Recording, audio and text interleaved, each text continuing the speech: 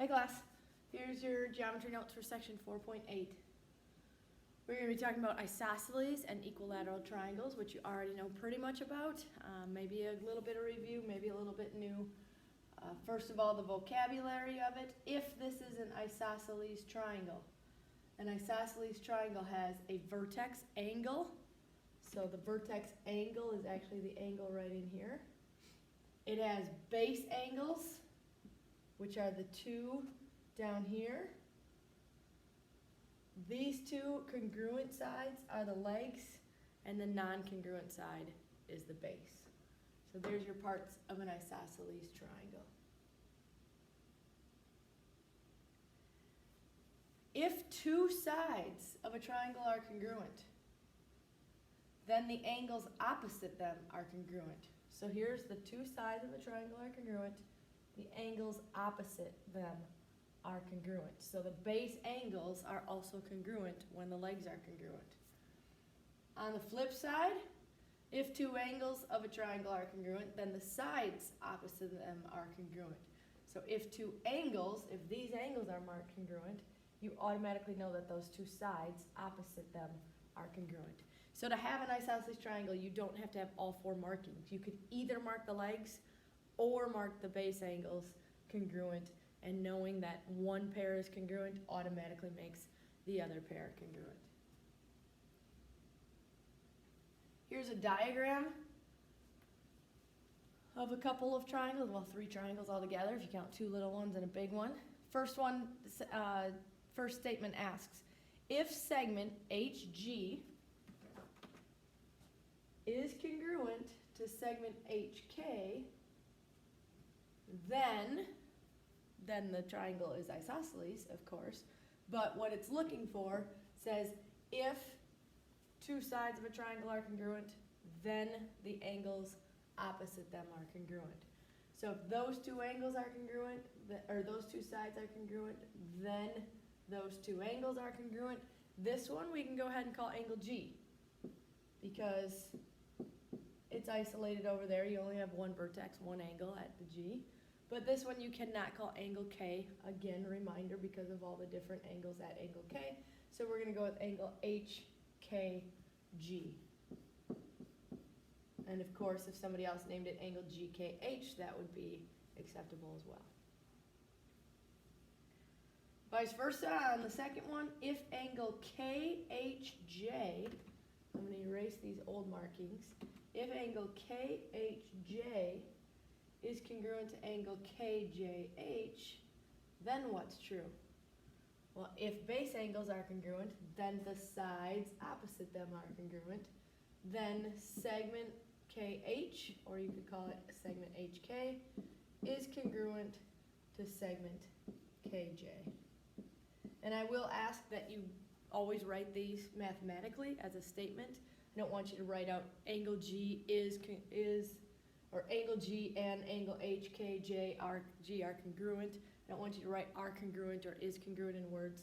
Please just make a statement, angle congruent to angle, side congruent to side. Equilateral triangles, all equilateral triangles are equiangular. Check your spelling here. Equi is the prefix for equal. Equilateral means sides. Equiangular means angles. Don't put an L in there. It's not equiangular. It's equiangular, equilateral. And because all equilateral triangles are equiangular, each angle measures 60 degrees because there's 180 degrees in a triangle. 180 degrees divided by 3 congruent angles will give you 60 degrees every time. We'll go through 4 examples of different diagrams asking you to find the values of x and y following the markings that are given. This looks to be an equilateral triangle, triangle KNL, which means all 3 sides of this triangle are going to be 4. 4, 4, and 4. So we found y first, but y is going to have to equal 4. This triangle has congruent base angles. If it has congruent base angles, that automatically means the legs are congruent to each other. It is an isosceles triangle. Well, if these legs are congruent, then x plus 1 has to be the same size as this side. This side isn't marked, but it is part of the equilateral triangle, so that equals 4, 4, and 4. Do the math. If these legs are congruent, x plus 1 has to equal 4. Therefore, x is going to equal 3. Not super complicated math. It's the setup and the diagrams that we're working with, more so than the actual algebra. Take a look at this diagram. Again, we need x and y. See what's given to you. No congruent angles are marked, but you have an isosceles triangle over here. You have an equilateral triangle over here. X and y is looking for the angles. So if we start with x, this is an equilateral triangle, which means 60, 60, 60. X is a variable. We're not looking for the measure of an angle, so you don't have to put degrees on it. It's just a variable. But then we're looking for y. We are going to take a little bit more work to do that. These are 60 in every corner. Every angle is 60, 60, 60. This 90-degree right angle symbol will help us out there in telling us that if we already used up 60 of it, we have 30 of it left in there. But the markings on these legs tell us that opposite angles are congruent. So if that's 30 degrees, then that's also 30 degrees. 180 degrees in a triangle. If there's 180 degrees in a triangle and you've already used up 60 out of those 180 degrees, you are going to have 120 degrees left in that corner. So y is going to equal 120. You can't always find exactly what you're looking for right away. You're going to have to fill in some extra blanks to work your way over to each variable. Find the perimeter of the triangles. We have two of these type. This triangle, as you can see, is marked with congruent base angles. Well, if the base angles are congruent, then the sides are congruent, the legs are congruent. This isn't going to help us right now. It'll help us eventually find the perimeter, but it's not going to help us find the measure of the two legs. If base angles are congruent, then the legs are congruent. If the legs are congruent, then their measures are equal.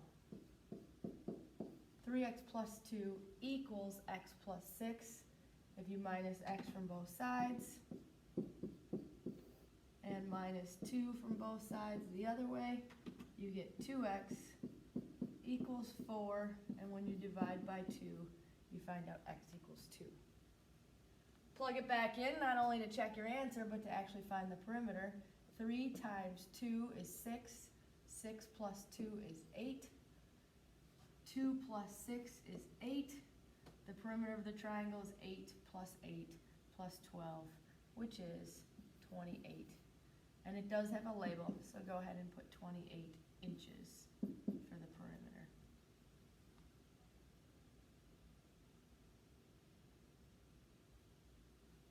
Okay, next diagram has an equilateral triangle. This time, all three sides are equal to each other.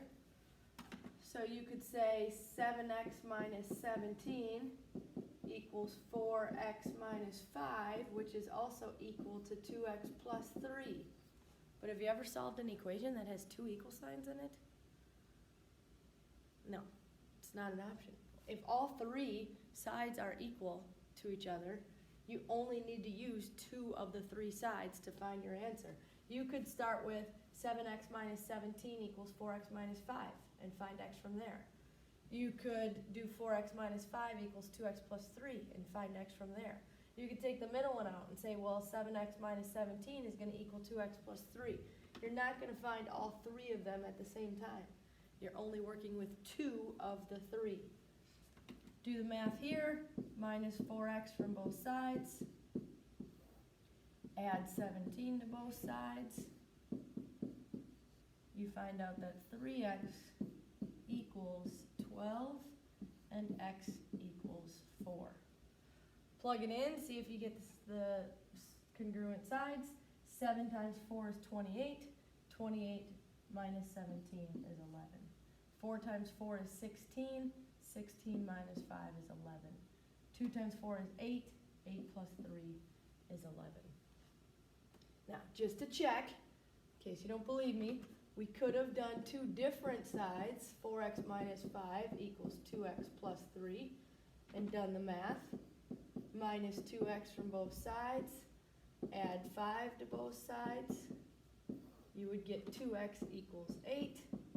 Oh, and x equals 4. And I imagine the same would happen if you set those two equal to each other. So it doesn't matter which two you pick, just don't choose all three. All right, nice short notes. Hopefully a lot of review, equilateral and isosceles triangles.